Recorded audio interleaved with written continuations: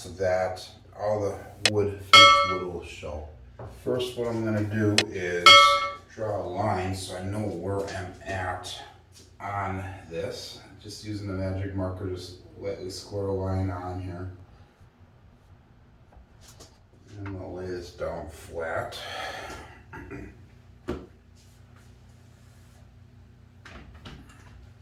And the line that I drew is gonna be even with the wood here, but I wanna actually draw the line down a little bit further, so that way I get this finished wood in view for people to see. And all we're gonna do for that is I have a wood piece of wood that's the same width on the bottom here. It's slightly smaller on the side here because of how I sanded it. So the bottom piece, what I'm gonna do is I'm just gonna take a piece of wood and draw a line same width. So that way I know that's my new cut line. And then on this side, we're gonna draw the same line. Now that I have the line there, I'm just gonna go slightly shorter than that. We'll draw another line. And that's the line I'll actually cut along.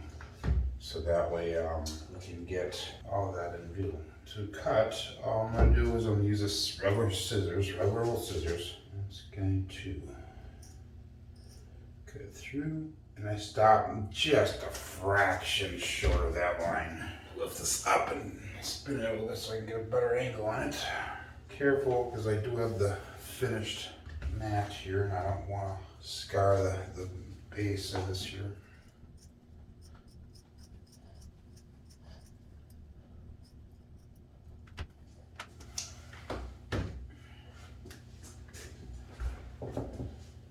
And if I did that right, it should come straight out perfect. Perfect, so it's up flat against there, and it shows all that wood trim measured just right. Got some T-molding to go up on top here, but I'm actually, that would look really good, and that's something I would highly recommend for you to do should you do this project. But I don't have a router that actually will go down far enough with the bit that I had purchased, and I didn't want to do it so it looks really bad. So what I'm going to do instead, I'm just taping off the woodwork right here, and I'm going to use the paint that I used from the legs to actually paint down a little ways. And the reason we need to do that is because the rubber goes up to right about here, so there's going to be about a half an inch to 3/4 of an inch showing of the MDF board. We want it to look nice. It's not something for function, it's more of an aesthetic type thing. So I'm going to strip off some tape, and we're going to place it so that the edge of it is right at the edge of the woodwork here. We only do a little bit at a time, so we can keep it going straight. The only thing the tape is used for is as an edge, so we can get a straight edge on the black paint.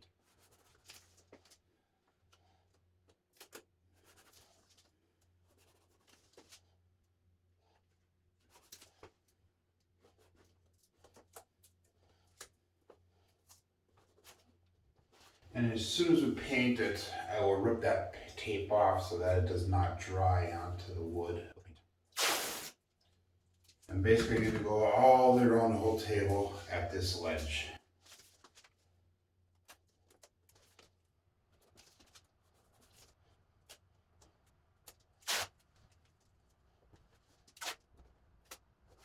Now that I have this all taped off, we're just going to run some paint right underneath it.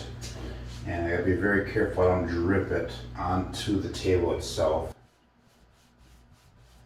All we're gonna do is just throw a little bit of paint on here just to make it so it's aesthetically pleasing.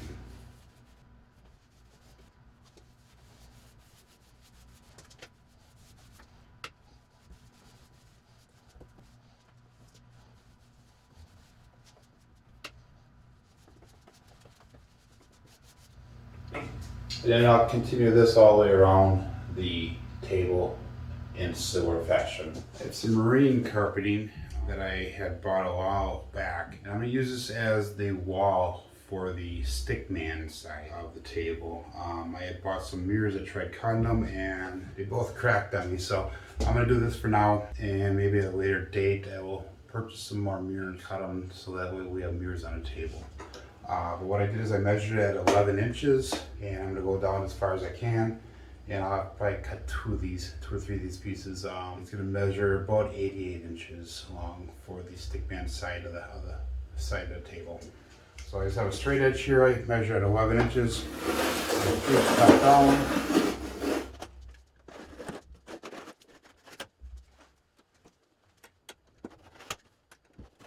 And I will continue that all the way down to the other piece, and we'll put it on it. We'll go to the table. Time to put the layout on. I centered it on the tape marks. So I have a tape mark right here and a tape mark right over there. And then I also put a tape mark on the center right there and right there. So I already have half of it glued down. I'll glue the other side here as I video it. When I measured the pass line here as at 9 inches from the side. So I have that pretty much at level right there. The bottom of the Andy Crafts here is at 5.5 inches. And then I put the end of the pass line on the end here at 13.5 inches. So all I'm gonna do is I'm just gonna fold this. That way I can do a little bit at a time when I'm gluing up. The glue dries pretty fast. The bottle says like 30 to 60 seconds.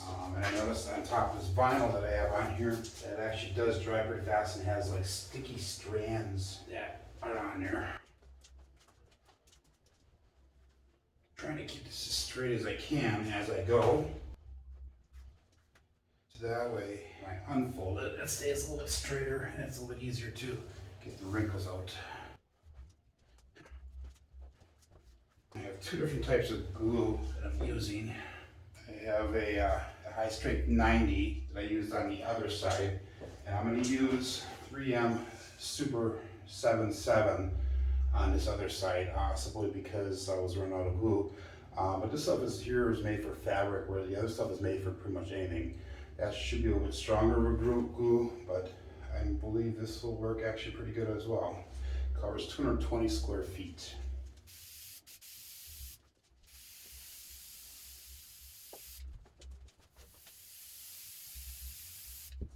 Okay, now that I have glue, I'm just going to pull it straight. Make sure all the wrinkles are out.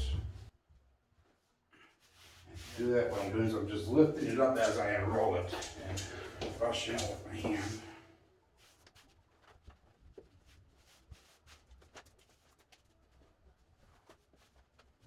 Poking it into the corners.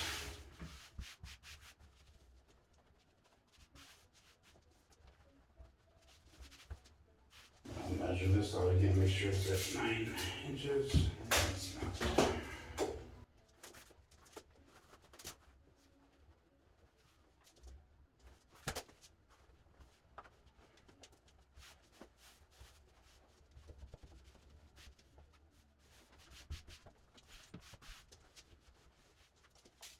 That's better. Pull any wrinkles that I have.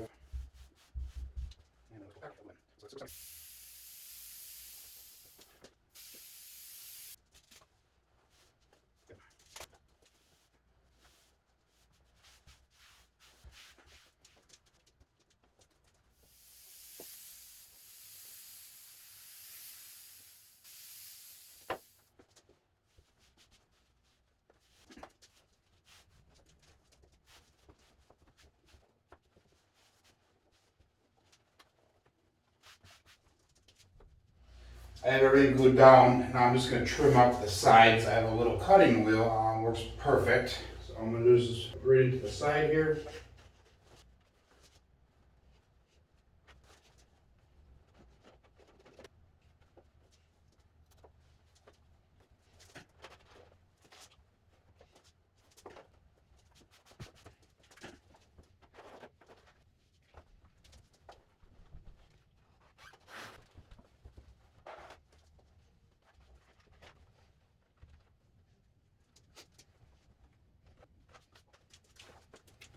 So I'll just continue the same process all the way around the table. To save time, I attached the rubber diamonds, and I also put a carpet on the stickman side. Basically, all I did is I used that 3M 90 glue, and I put it on the side of the table as well as onto the rubber itself, and then I stuck it together, bonded within a few seconds.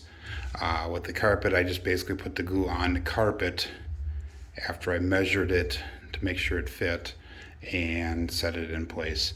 Eventually I'll be putting a mirror system into place there, but as it sits, this is the completed version.